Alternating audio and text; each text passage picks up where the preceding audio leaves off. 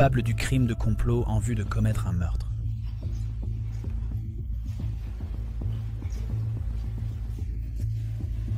Nous devons faire une pause. Les femmes sont souvent perçues comme le sexe le plus calme et posé. Mais il existe de rares moments où cette perception vole en éclats. Lorsqu'elles franchissent la limite jusqu'au meurtre, les conséquences peuvent être dévastatrices. Et, lorsqu'elles sont confrontées à leur peine, certaines femmes laissent exploser leurs émotions brutes de façon choquante. Jetons un œil aux réactions les plus folles de meurtrières lorsqu'elles prennent conscience de la réalité de leurs actes. Je ne t'aurais jamais enlevé ton père.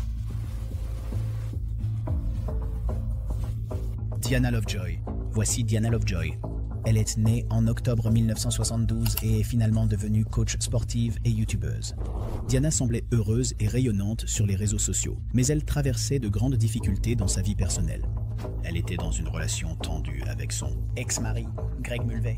Lorsqu'ils ont accepté de divorcer, les problèmes n'ont fait que s'aggraver. Ils se sont disputés sur les détails de leur divorce et l'un des principaux points de discorde était la garde de leur fils. Le garçon, étant très jeune, n'était pas assez âgé pour décider avec qui il voulait rester. Diana était sortie avec son ex-mari Mulvey pendant quelques années avant qu'il ne se marie finalement en 2007. Dès le début, les bases du mariage étaient fragiles. Diana avait subi plusieurs fausses couches avant d'avoir enfin son fils. Environ 7 ans après le début du mariage, Diana a demandé le divorce. Leur longue procédure judiciaire n'a fait qu'aggraver les problèmes et les disputes. Ai-je vu mon fils être agressé sexuellement une fois et j'ai pris toutes les mesures nécessaires et possibles afin d'améliorer au mieux cette situation. La bataille pour la garde de leur fils, alors âgé de 3 ans, a été une véritable montagne russe, passant de la garde exclusive à une garde partagée pour Diana. Une chose folle qui a probablement provoqué sa colère, c'est le fait qu'elle ait été condamnée à verser 120 000 $ à son ex-mari, simplement parce qu'elle avait gardé la maison familiale en Californie. Pour Diana, payer cette somme en valait la peine, tant qu'elle pouvait obtenir la garde exclusive de son fils. Cependant, la colère la consumait alors que l'idée de tuer son mari s'insinuait dans son esprit. Elle a alors élaboré un plan pour tuer son ex-mari. Le 4 septembre 2016, Mulvey Hill a reçu un appel d'un imposteur prétendant être détective privé. Cet imposteur l'a menacé avec de fausses preuves de mauvais traitement, disant qu'il les présenterait au tribunal. Affolé, Mulvey Hill a tenté de raisonner le détective privé. Finalement, l'imposteur et Mulvey Hill ont décidé de se rencontrer dans un endroit isolé près de Rancho Santa Fe. Bien qu'il soit méfiant, Mulvey Hill s'est rendu sur place avec son ami Jason, et ils sont arrivés vers 23 h. Alors que Mulvey Hill attendait, il a remarqué des mouvements dans les buissons. Avant qu'il ne puisse agir pour enquêter, il a été soudainement abattu. Heureusement pour Mulvey Hill, la balle a manqué son cœur et il a pu survivre à la fusillade. Immédiatement, la police a commencé à enquêter sur la tentative de meurtre, mais elle soupçonnait déjà que la coupable était Diana. Les preuves, y compris les données des antennes relais, ont finalement tout désigné vers elle comme la véritable instigatrice de l'attaque. Je tiens encore à Greg, et autant que lui. Je l'aimais, beaucoup. J'ai vraiment tenu à lui et je tiens encore à Greg. Le tireur a été identifié comme un ancien marine, mais aussi l'acolyte et amant de Diana, Don McDavid. Au fur et à mesure de l'enquête, ils ont retrouvé le fusil AR-15 qu'il avait utilisé pour tirer, lequel se trouvait dans son garage. Après l'arrestation de Diana et de McDavid, ce dernier a révélé que Diana lui avait versé 2 000 $ pour assassiner son ex-mari. Lors d'une audience au tribunal, Lovejoy a affirmé que Mulvey l'avait agressée, elle et son fils, par le passé, ce qui l'aurait poussé à agir de façon aussi extrême. Cependant, le jury, le procureur et le juge ont estimé que ces allégations étaient sans fondement. Des images montraient Diana sortant d'un magasin où elle avait acheté le téléphone jetable qu'elle a utilisé pour communiquer avec McDavid. Le 13 novembre 2016, un jury a déclaré Diana et McDavid coupables de tentative de meurtre et de complot pour meurtre. Des images vidéo de la salle d'audience ont montré la réaction de Diana à l'annonce de sa sentence.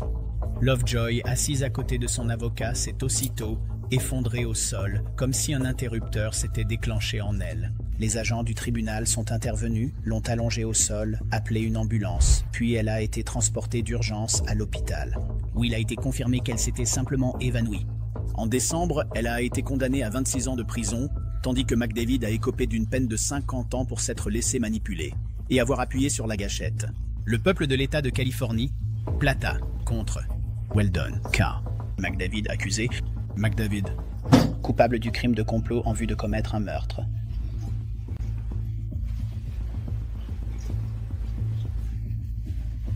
Très bien, nous allons devoir faire une pause. Si vous pensiez que Diana était terrible, le prochain criminel va vous laisser sans voix. Toi? Tout le monde veut savoir? Oui, je l'ai tué, Michel Blair. L'affaire Michel Blair est déconcertante. Imaginez demander vous-même la prison à vie sans libération conditionnelle comme peine. Ce n'est pas juste. Le Dr Schreiner ne m'a parlé que moins d'une demi-heure. D'accord. Les choses qu'il a notées ici. Attendez, Monsieur Blair. Quoi? Je veux m'assurer d'avoir suffisamment de temps pour en discuter avec vous. Donc, nous le ferons lundi matin, ça soulève. Que s'est-il passé? L'histoire troublante de Michel commence le 12 août 2012.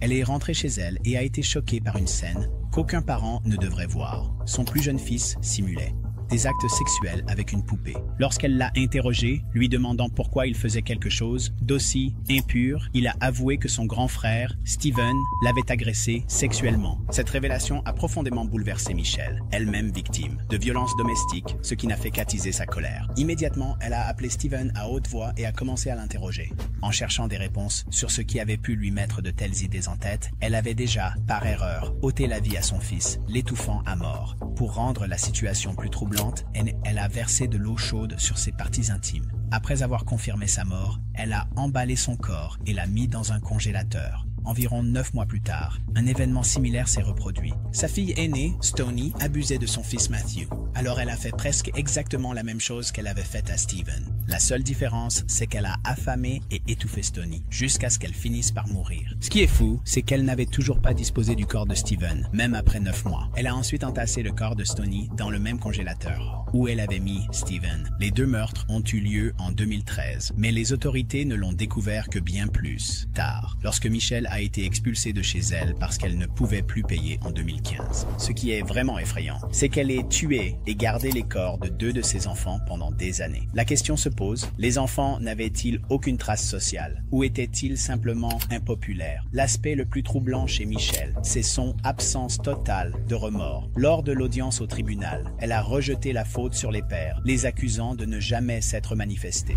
Elle a même adopté une attitude moralisatrice, affirmant que les tuer était la bonne chose à faire. Dans une interview accordée à True Crime Daily, elle a réaffirmé qu'elle réfléchirait à 2 fois avant de les tuer à nouveau, si l'occasion se présentait. Oui, leurs actes étaient répugnants, mais ces actes valaient-ils vraiment le prix de leur vie? Tu crois vraiment que j'allais me dénoncer à cause d'elle? Bien sûr que non. Non. Non. Et tu ne ressens aucun remords pour ça? Je les tuerai à nouveau. C'est tout simplement décourageant de voir qu'une mère puisse tuer son enfant sans éprouver de remords. Le criminel suivant a utilisé des techniques de meurtre similaires. Arrête. Oh. Arrête ça, s'il te plaît. Taylor Chabuzines. La femme qui essaie de frapper les policiers dans cette séquence, c'est Taylor Chabuzines. Le 23 février 2022. Quelque chose de sinistre a été découvert dans un seau à Green Bay, dans le Wisconsin. Une mère, Tara, a découvert la tête démembrée de son fils de 24 ans, Chad Tyrion.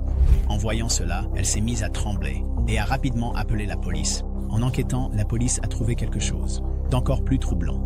Plus il cherchait, plus il découvrait d'autres parties du corps à différents endroits. La coupable, Taylor Chabuzines, sortait autrefois avec la victime, Chad Tyrion, et leur relation avait en fait duré un certain temps. 2 jours avant que la victime soit retrouvée, Taylor est venue le chercher chez sa mère. Elle a emmené Chad dans un autre appartement où ils ont retrouvé une 3e personne. Ils ont consommé des substances illégales pendant des heures avant de retourner chez Chad. À leur arrivée, ils étaient déjà éméchés et ont eu des rapports intimes dans le sous-sol. La mère de Chad, Tara, était sortie avec son petit ami quand Taylor et son fils sont rentrés.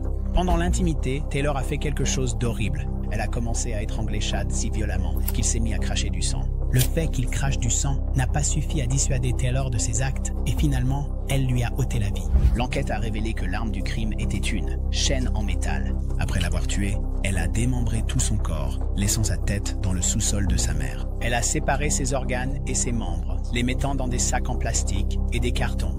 La manière dont Taylor a assassiné Chad était si particulière et si différente qu'on en parle encore aujourd'hui. Mais si vous pensez que ce qu'elle avait déjà fait était terrifiant, alors vous vous trompez complètement, c'est mon ex. C'est ton ex petite amie? Oui. D'accord. Eh bien, nous avons trouvé des choses assez troublantes. Dans la maison. Ah, vraiment? Oui. Oui. Beaucoup de sang. elle ne s'est pas contentée de lui ôter la vie. Elle a continué à tourmenter un homme déjà mort. Elle est même allée jusqu'à mutiler son corps avec des objets intimes. Elle a même affirmé qu'elle continuait à avoir des rapports sexuels avec Chad alors qu'il était déjà mort, faisant preuve d'un manque total de respect envers le défunt. Lorsqu'elle a fait ses déclarations et discours pendant l'interrogatoire, elle parlait avec fierté et sans remords. Elle a ensuite comparu devant le tribunal 3 mois après son arrestation. La police a conclu qu'elle était la coupable après avoir retrouvé les restes du corps de Chad à l'arrière d'un minivan. Elle a finalement été inculpée d'homicide, de coups et blessures au 3e degré, de mutilation de cadavres, entre autres chefs d'accusation. Lorsque l'incident a été examiné de plus près, il a été révélé que Taylor s'était inspiré du tristement célèbre tueur en série, Jeffrey Dahmer, qui avait des habitudes rituelles avec chacune de ses victimes. Tu as connu le même sort que ton nihiliste, Jeffrey Dahmer.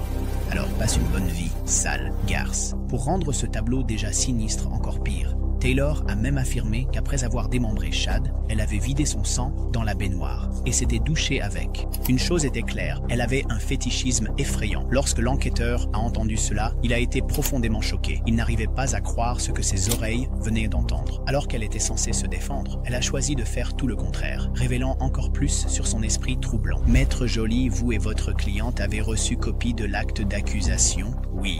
Demandez-vous que l'acte d'accusation soit lu publiquement? Non. Nous renonçons à la lecture de l'acte d'accusation. J'en ai discuté avec ma cliente. Il semble bien correspondre à la plainte. Nous plaidons non coupable pour tous les chefs d'accusation. Au lieu d'éprouver des remords, elle a frappé son avocat. Cette action choquante a laissé le public encore plus stupéfait. Soudain, sans prévenir, elle l'a frappé au visage, ce qui pourrait être sa façon de dire « il a fait du mauvais travail ». Avant cet incident, le 1er septembre 2022, son avocat Quinn Joly avait déposé un plaidoyer de non-culpabilité pour aliénation mentale en raison de la nature de ses actes. Il a ensuite été révélé que la raison pour laquelle elle avait attaqué son avocat était qu'il avait suggéré de repousser la date du procès. Après cet incident, l'avocat, excédé, a déclaré au juge Thomas Walsh qu'il comptait se retirer de l'affaire, affirmant qu'il ne pouvait pas supporter un tel manque de respect. Suite à cet événement, lors de toutes ses autres comparutions au tribunal, elle a été vue portant des protège-crachements, en raison de son comportement imprévisible. Lors d'une des audiences, même son oncle a dû intervenir, lui expliquant que ce qu'elle avait fait était tout simplement horrible.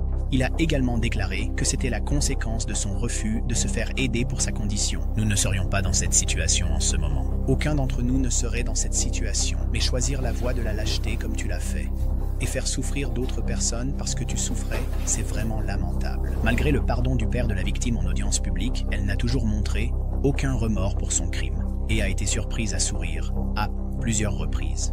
Le juge Walsh n'a pas du tout apprécié cela. Il a même déclaré que ce qu'elle avait fait offensait la décence humaine. Le jury n'a mis que 30 minutes à rendre son verdict, et ils l'ont déclaré coupable de tous les chefs d'accusation. Bien que son nouvel avocat ait plaidé la non-culpabilité pour cause de folie, le jury a estimé que ses actes étaient prémédités et planifiés. En conséquence, elle a été condamnée à la prison à vie sans possibilité de libération conditionnelle. Cette décision reflétait la gravité de son crime et l'impact qu'il a eu sur toutes les personnes impliquées. Cela peut sembler fou, mais le criminel suivant essayait simplement de joindre les deux bouts. Du moins, c'est ce que nous pensions. Je vais vous déclarer coupable des 3 infractions. Pour le 3e chef d'accusation. Je vais vous condamner à 11 ans de prison d'État de Floride. Département des corrections. Kiandra Cook. Voici Kiandra Cook, une jeune fille de 19 ans. En 2018, elle et sa mère sont devenues virales en raison de leur réaction intense au S. James Foxman Justice Center en Floride, après qu'elle a été condamnée pour 3 chefs d'accusation. Les chefs d'accusation comprenaient un carjacking, une tentative de carjacking avec une arme mortelle, et des coups et blessures graves. Des années de prison d'État. Elle pleure lorsque...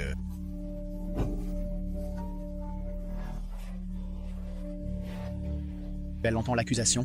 En mars 2017, Cook aurait utilisé une application de rencontre pour attirer Emmanuel Purcell à South Daytona.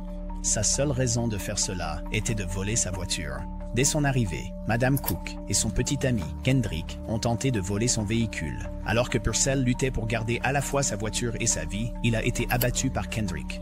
Heureusement pour Purcell, la balle a manqué les zones vitales, ce qui signifie qu'il était hors de danger. L'équipe de la défense a suggéré à la mère de Madame Cook de convaincre sa fille d'accepter un accord de plaidoyer proposé par les procureurs, ce qui lui permettrait d'éviter complètement la prison. Cependant, ses avocats l'ont induite en erreur, car un tel accord n'existait en réalité pas. Madame Cook a supplié le juge, expliquant ce que son avocat avait fait. Heureusement, le juge Foxman a permis au procureur de lui proposer un nouvel accord de plaidoyer. Lors de son audience, elle a exprimé des remords, présentant ses excuses à la fois à Purcell, la victime, et aux membres de sa famille, pour les événements qui s'étaient produits. L'accord concernant le nouveau plaidoyer a abouti à une réduction de la peine de Cook à environ 10 ans et demi, ce qui était nettement mieux que ce qu'elle avait initialement été condamnée à purger. À la fin de l'audience, le juge Foxman a déclaré « Je crois qu'il y a du bon en vous. Je crois que vous avez du potentiel. » Et la première à lire. Nous, le jury, déclarons l'accusé coupable de meurtre au second degré tel qu'indiqué dans le premier chef d'accusation.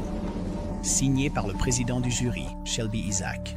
Le 22 janvier, Shelby Isaac a tiré et tué 2 personnes aux appartements Sycamore Lake à Memphis, plus précisément sur le parking d'un bloc Westchester. Ses victimes étaient Eddie Tate II et Edwina Thomas. Shelby avait initialement contacté Eddie pour lui acheter pour 250 $ de tissage capillaire. Puis, elle l'a recontacté, cette fois sous prétexte de vouloir en acheter davantage. Ils ont convenu de se retrouver aux appartements Sycamore Lake. En arrivant sur place, Shelby a changé le but de la rencontre. Elle est passée de l'intention d'acheter plus de tissage à l'exigence de récupérer ses 250 $ du premier achat. Tate, qui était venu aux appartements avec sa petite amie Thomas, alors enceinte d'environ 8 semaines, a été pris au dépourvu. Lorsqu'ils sont arrivés et ont attendu Shelby, quelque chose d'inattendu s'est produit. Ils ont vu Shelby sortir une arme à feu et commencer à tirer sur leur voiture. La situation a été soudaine et choquante, mais Tate a tenté de s'enfuir en voiture. Malheureusement, ses efforts ont échoué et Shelby a fini par les tuer tous les deux. Lorsque la police est arrivée sur les lieux, elle a trouvé le corps de Tate allongé sur le trottoir, criblé de balles. Il a été déclaré mort sur place. Thomas, en revanche, luttait encore, ne tenant à la vie qu'à un fil. Elle a été rapidement transportée à l'hôpital, mais il était déjà trop tard. Ni elle, ni son bébé à naître n'ont pu survivre aux blessures subies lors de l'attaque.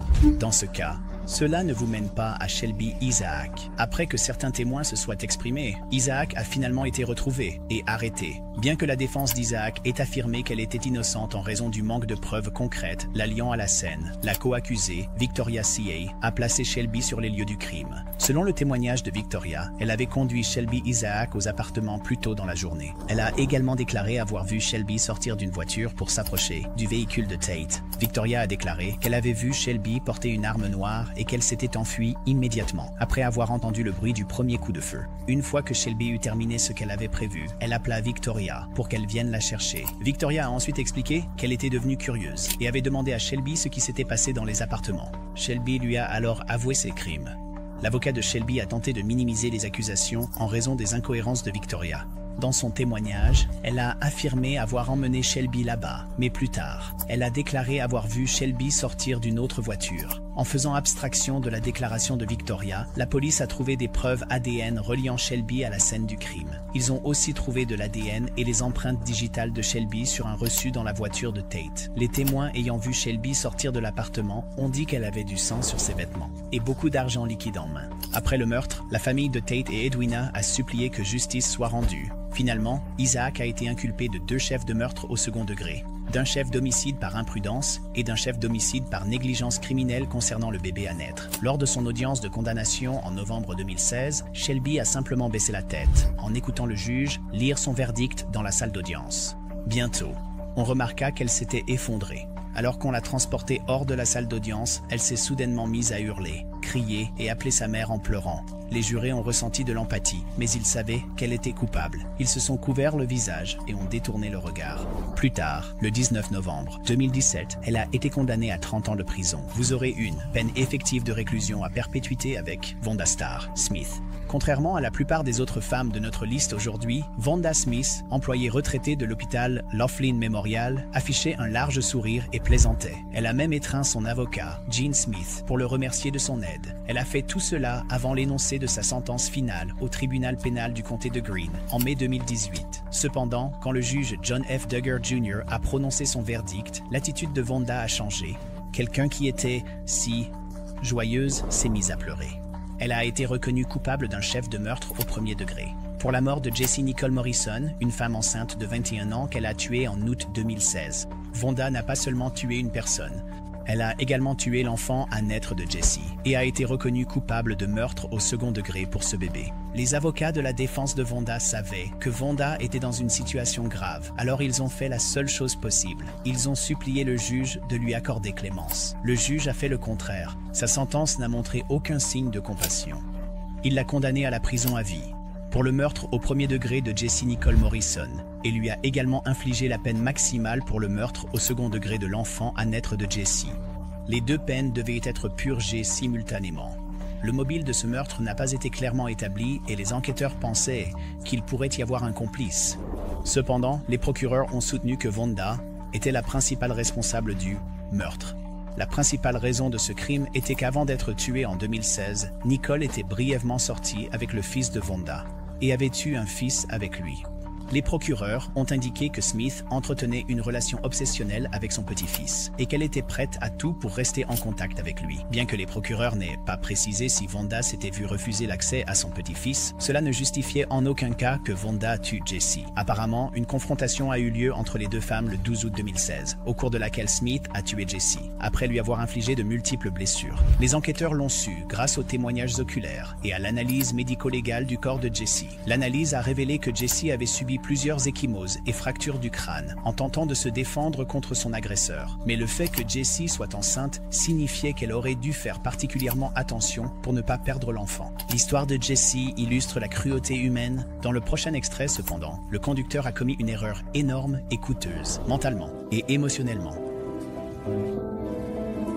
Je n'ai pas réfléchi davantage aux conséquences. Bonnie Duarte. En octobre 2010, Bonnie Duarte, âgée de 29 ans, a été condamnée à plus de 50 ans de prison pour son implication dans un accident sous l'emprise de l'alcool. L'accident a coûté la vie à 3 adolescents de Las Vegas et a laissé un autre avec des blessures si graves qu'il est resté alité. Les adolescents de Las Vegas profitèrent de leurs vacances à Huntington Beach quand soudain, une Hyundai Sonata conduite par Bonnie est apparue. La voiture de Bonnie a percuté une Corolla garée où se trouvaient les 4 adolescents. L'impact a été énorme. La force de la collision a projeté la Corolla contre un poteau et elle a immédiatement pris feu. Pendant le procès, les parents des adolescents ont tenu à ce que Bonnie comprenne ce qu'il ressentait. L'un des parents a déclaré « Tu es un monstre laid, sans cœur, froid, et c'est ce que tu seras toujours. » Bonnie ne semblait pas se soucier des conséquences de ses actes ni des personnes qu'elle touchait. Tant qu'elle allait bien, elle n'avait aucun problème. Un autre parent a exprimé sa douleur en disant « Brooke est morte depuis 700 jours aujourd'hui. Ma fille me manque depuis 700 jours. » Finalement, lorsque le juge a prononcé sa peine de 50 ans pour son crime, elle a éclaté en sanglots et a supplié les familles de lui pardonner, mentalement et émotionnellement. Je n'ai pas réfléchi davantage aux conséquences. Dès qu'elle a été condamnée, la réalité l'a frappée. Elle avait tué des enfants innocents. Bien qu'elle ait tué des enfants sans le vouloir, cette prochaine vidéo va vous choquer. Camilla Gamit. Dans cet appartement aussi, tu étais implacable. Tu as poignardé, tu as poignardé, tu as poignardé, tu as poignardé, jusqu'à ce qu'il soit mort. Même le juge a été choqué par l'horrible meurtre de Marcel Hill.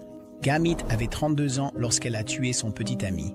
Son histoire a fait le tour de toute l'Amérique. Elle a poignardé Marcel avec un couteau à 11 reprises. 2 coups de couteau pourraient être une erreur, mais 11, c'est un acte dicté par la colère. Avant de le poignarder, elle l'a frappé violemment avec tout ce qu'elle trouvait autour d'elle, y compris poêles, cuillères et casseroles. Elle a ensuite été condamnée à la prison à vie sans possibilité de libération conditionnelle. Lors de son audience, le juge a dû exprimer ses véritables pensées sur l'affaire sans édulcorer ses propos. D'aucune manière. Il a déclaré que ce qu'elle avait fait était l'un des meurtres les plus sang-froid qu'il ait jamais vu dans sa carrière. Les détails glaçants de l'affaire ont laissé une impression durable sur tous les participants, soulignant la gravité de ses actes et l'impact sur la famille de la victime ainsi que la communauté. Gamit, en revanche, a refusé d'admettre sa culpabilité, affirmant qu'elle s'était seulement défendue et que les accusations contre elle étaient les fausses. Si elle avait eu des preuves pour étayer ses dires, elle aurait peut-être obtenu plus de soutien. Il n'y avait aucun signe physique de maltraitance ou de lutte sur son corps, tandis que celui de Marcel était couvert d'ecchymoses et de coupures. Gamit était sûre de sa position, si bien que, même pendant que la tante de Marcel parlait, elle l'a interrompu. Ce comportement n'a fait qu'accentuer l'impression qu'elle ne prenait pas la situation au sérieux, l'isolant davantage de ceux qui auraient pu la soutenir. Le contraste entre ces déclarations et les preuves présentées a créé une atmosphère tendue dans la salle d'audience. C'est tout ? Quand j'aurai fini, je te le dirai. Ah d'accord. Sérieusement? Et tu vas te taire, ou je vais faire en sorte qu'on te mette du ruban adhésif sur la bouche. Tu trouves que tuer ton petit ami c'est grave? La femme a tué son petit-fils unique. Pourquoi as-tu continué à tirer? Pour l'accusation d'homicide, meurtre au second degré. Vous êtes condamné à purger une peine de 20 à 40 ans de prison d'État. Sandra Lane. En avril 2013, Sandra Lane, une enseignante retraitée de 75 ans. Je sais ce que j'ai fait. Je ne sais pas quoi dire d'autre. Je ne sais pas. Je ne voulais pas mourir en prison ou en détention. Elle avait été submergée par les larmes lorsque le juge a prononcé sa peine pour meurtre au second degré. Pourquoi as-tu continué à lui tirer dessus? Pour l'accusation d'homicide, meurtre au second degré. Vous êtes condamné à purger une peine de 20 à 40 ans. La plupart des personnes présentes à l'audience sont restées stupéfaites en entendant la durée de sa condamnation. En y réfléchissant, elle avait déjà 75 ans. Si Dieu la gardait en bonne santé, elle pourrait vivre encore 10 à 15 ans. Mais une chose était claire, la prison serait le dernier foyer qu'elle connaîtrait. Un autre aspect choquant pour l'audience fut l'attitude de la fille de Sandra. Elle n'a même pas essayé de supplier le jury d'accorder de la clémence à sa mère, ni de demander une peine plus légère. Au contraire, elle a fait tout l'opposé. Elle a applaudi à l'annonce de la peine de sa mère et a exigé que le tribunal impose la peine maximale possible. La raison de cette cruauté tenait à la victime de Sandra. Sandra Lane a tiré sur un jeune adolescent, Jonathan Hoffman, âgé de 17 ans, qui était le fils de Jennifer Hoffman, la fille de Sandra. Oui, elle a bel et bien tué son propre petit-fils. Selon plusieurs rapports, Jonathan vivait avec sa grand-mère depuis 2011, lorsque ses parents, Jennifer et Michael Hoffman, étaient en train de finaliser leur divorce. Interrogée par la police, Sandra a déclaré s'inquiéter de la consommation de drogue de Jonathan et de son choix d'amis. Ce n'était pas une situation inhabituelle, car il ne faisait que réagir à cause du divorce de ses parents. Vers 2012, la police a reçu un appel inquiétant concernant des événements survenus au domicile de Sandra. Cependant, ils ont balayé cela d'un revers de main, estimant qu'il s'agissait d'une simple dispute mineure entre membres de la famille. Pourtant, ce même mois, Jonathan a été arrêté et averti par la police pour possession de marijuana et de drogue. Il a ensuite écopé d'une peine prolongée de 93 jours et a été placé sous probation pendant 12 mois. Selon Sandra, Jonathan était furieux après avoir été testé positif à la marijuana synthétique, connue sous le nom de K2 ou Spice. Elle a déclaré qu'il était tellement en colère qu'elle a dû s'arrêter 3 fois sur la route pour le calmer avant qu'il n'arrive à la maison. Cependant, une fois rentré à la maison, une autre dispute violente a éclaté et Sandra a tiré 10 fois sur son propre fils. Avec une arme de poing, tirer sur quelqu'un une fois peut être une erreur, mais tirer 10 fois prouve qu'il y a une motivation plus profonde. La défense de Sandra Lane a affirmé qu'elle avait agi par peur. L'avocat a aussi tenté de jouer sur les émotions du jury, affirmant que l'événement pesait lourdement sur elle et que quelle que soit la peine prononcée, cela ne changerait pas la vérité. Elle avait tué son propre petit-fils. Mais le jury n'a pas adhéré à cette façon de voir les choses et a donc rendu un verdict de culpabilité. Si vous avez apprécié ces affaires, n'hésitez pas à découvrir les prochaines qui s'affichent à l'écran.